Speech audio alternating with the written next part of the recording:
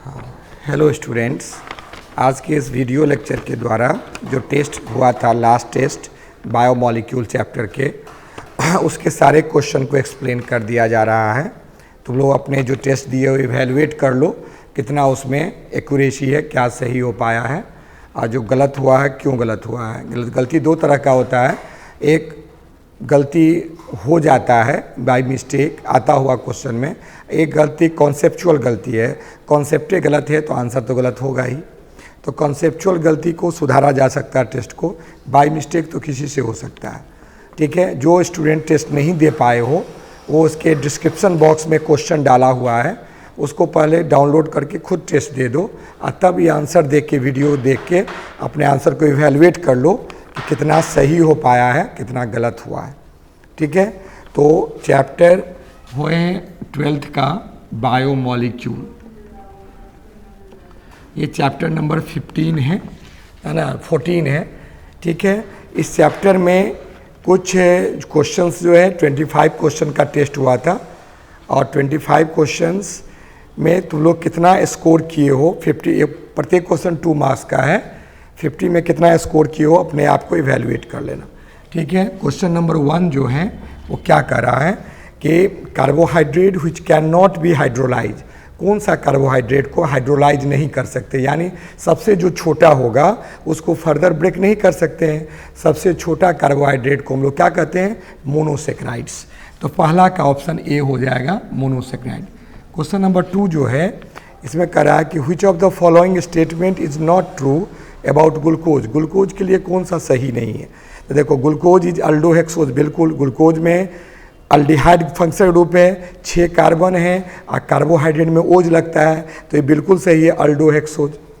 Glucose जो है HI के साथ रिएक्शन करके एन हेक्सेन देता है, ये भी बिल्कुल सही है। ग्लूकोज को HI के साथ जब ही हीट करेंगे तो नॉर्मल हेक्सेन बनेगा, ये भी सही है। It is present in furan ring, नहीं, ग्लूकोज जो होता है पायरन रिंग में प्रेजेंट रहता है और फ्रुक्टोज होता है प्यूरन रिंग में, तो ये गलत हो गया। गलतियों को ढूंढना है। चौथा चेक कर लो, it does not give 2,4-DNP, बिल्कुल सही है, 2,4-DNP टेस्ट नहीं देता है, इसीलिए कॉन्सेप्ट आया ग्लूकोज का ओपन चेन स्ट्रक्चर नहीं हो सकता है। तो कौन स्ट्रक्चर में रहेगा वो, साइक्लिक स्ट्रक्चर में। तो यानी यहाँ क्वेश्चन नंबर क्या हो गया बता दो, सी क्वेश्चन हुआ। क्वेश्चन नंबर 3 क्या करा कि name the reagent and condition required for carry out the following reaction. अब फॉलोइंग रिएक्शन अभी बोले हैं कि यहाँ पर HCHO है, CHO है और CH2 CHOH का होल 4 है, अब बगल में क्या है CH2OH है और यहाँ पर क्या देंगे तो N हेक्सेन बन जाएगा। अभी अभी क्वेश्चन आया है, इसको डालने के लिए यहाँ पर क्या करेंगे, HI के साथ गर्म कर देंगे। HI और हीट का ऑप्शन है, देखो D ऑप्शन हो गया। क्वेश्चन नंबर 4 हो गया, ये क्या कहता है कि what is obtain when aqueous decomposition of inulin. देखो इनुलिन जो बनता है वो पॉलीमराइजेशन करके किससे बताओ ना, फ्रुक्टोज से। किससे, फ्रुक्टोज से, डी फ्रुक्टोज से बनता है। तो डी फ्रुक्टोज से जो बनता है इसका मतलब इसका मतलब इसको हाइड्रोलाइज करेंगे तो हमको क्या मिलेगा, फ्रुक्टोज मिलेगा। तो ऑप्शन नंबर देखो फ्रुक्टोज कौन है, बी ऑप्शन है। इनुलिन नॉट इंसुलिन, याद रखना, इंसुलिन अलग चीज़ होता है, इनुलिन अलग है, कार्बोहाइड्रेट है ये।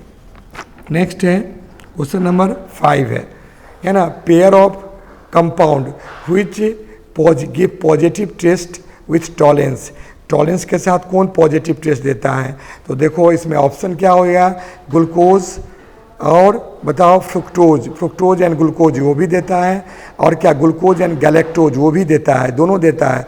BC दोनों सही है क्योंकि ग्लूकोज और सुक्रोज है, सुक्रोज तो नहीं देगा क्योंकि उसका C1C2 लिंक हो जाता है, इसीलिए फंक्शनल ग्रुप लिंक हो गया तो टॉलेंस टेस्ट नहीं देगा।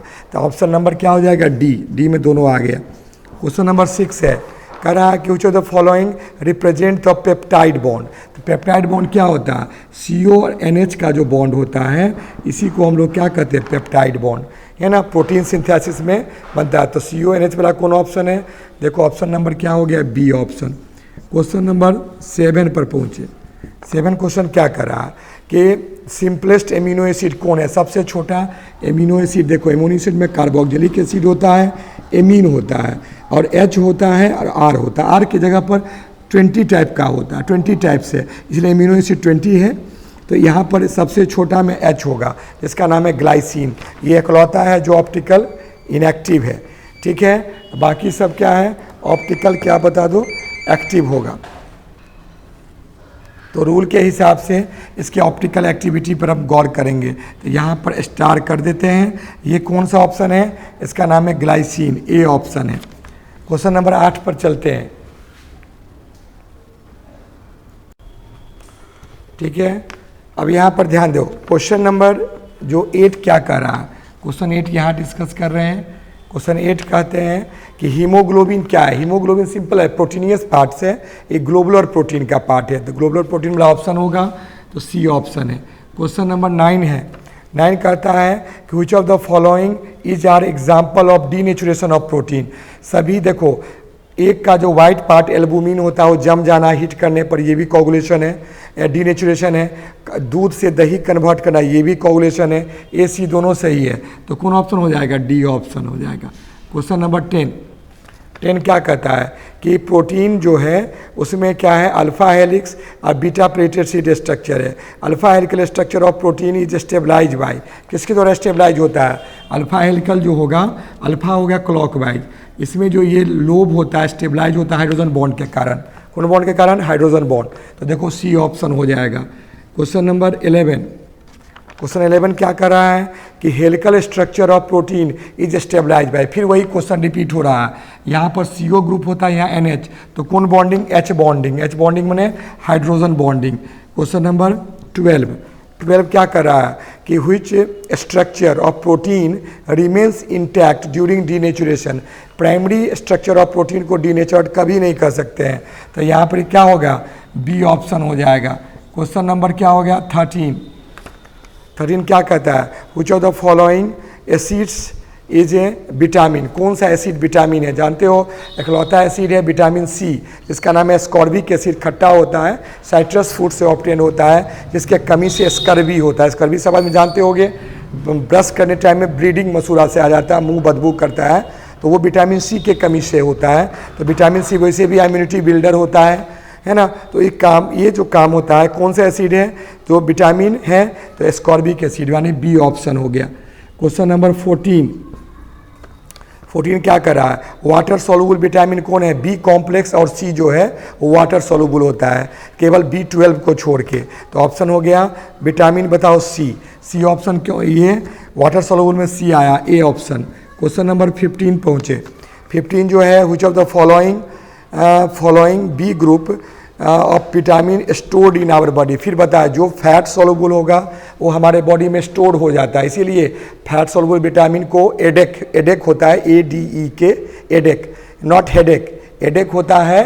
तो दिमाग में सेट करना कि ये विटामिन बॉडी में फैट में सॉल्युबल हो जाता है, इसीलिए बिना डॉक्टर के सलाह के बिना ये विटामिन नहीं लेना चाहिए। अब विटामिन B एंड C बिना डॉक्टर के प्रिस्क्रिप्शन से आप ले सकते हो। तो यहाँ पे क्या ऑप्शन हो गया, विटामिन B12, यानी ऑप्शन नंबर हो गया सी नहीं है option, vitamin B12 option number D में है। अब चलें क्वेश्चन नंबर, नेक्स्ट क्वेश्चन पर चलें। क्वेश्चन नंबर हो गया, ठीक है, 15 तक हो गया। क्वेश्चन नंबर 16 पर चलते हैं।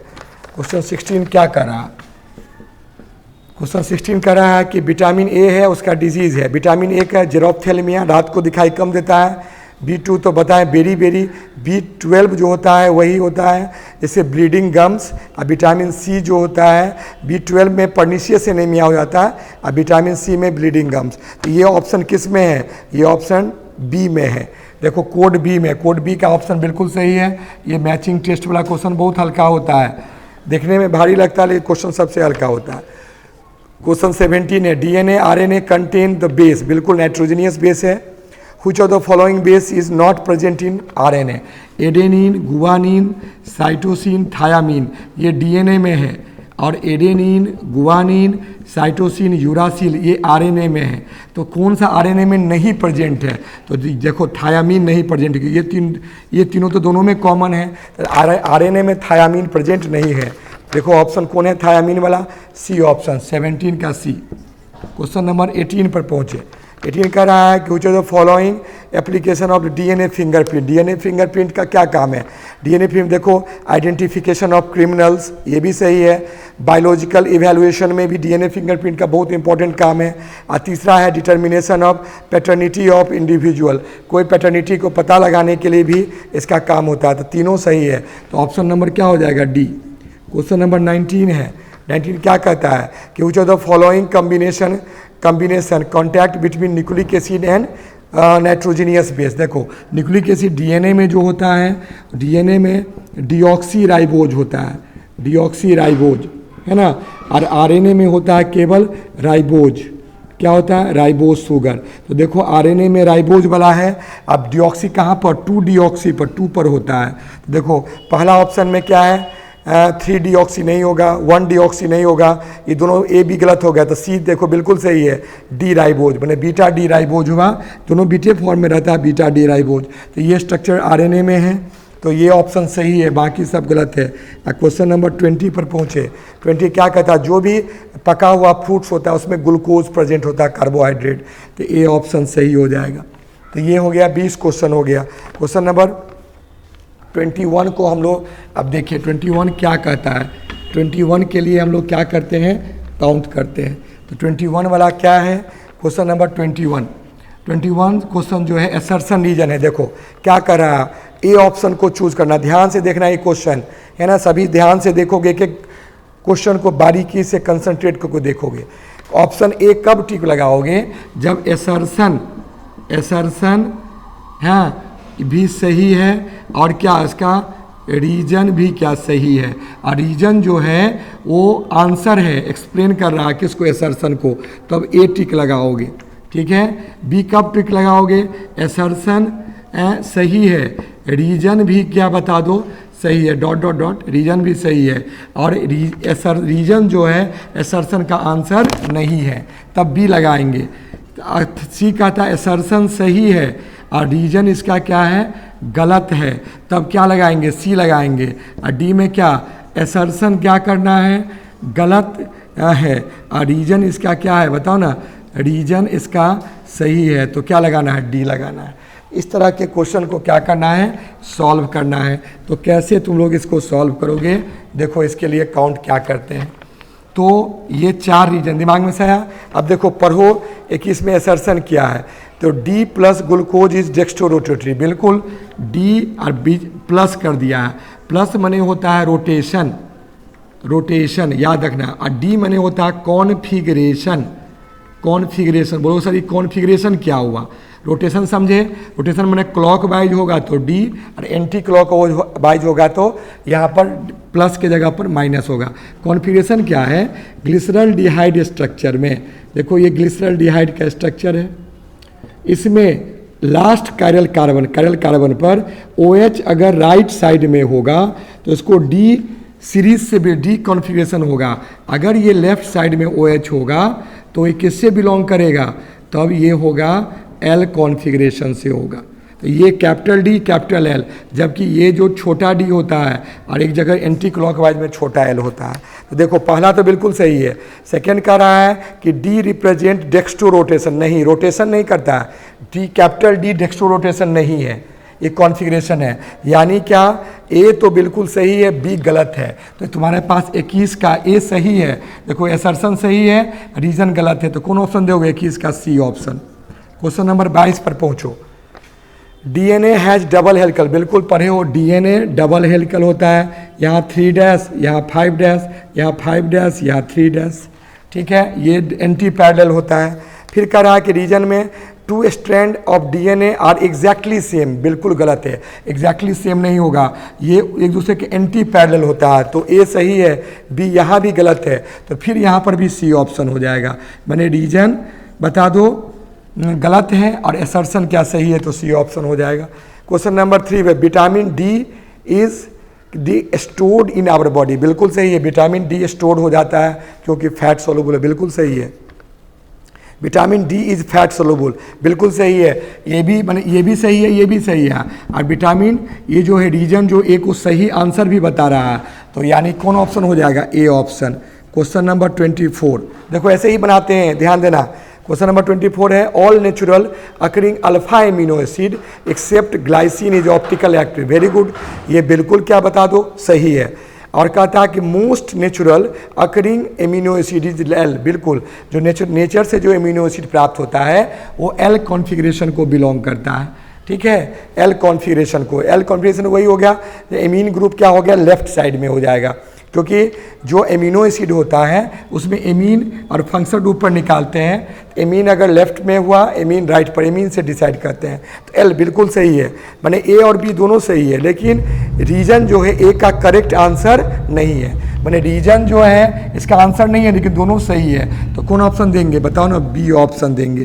क्वेश्चन नंबर 25 क्या कह रहा है कि देखो alpha helical structure of protein is shape right handed screw. बिल्कुल, अल्फा में राइट हैंडेड, देखो ये राइट हैंडेड हो गया, ये राइट हो गया तो अल्फा हो जाता है। और नेक्स्ट करता है कि when hydrogen bond form between NH and CO।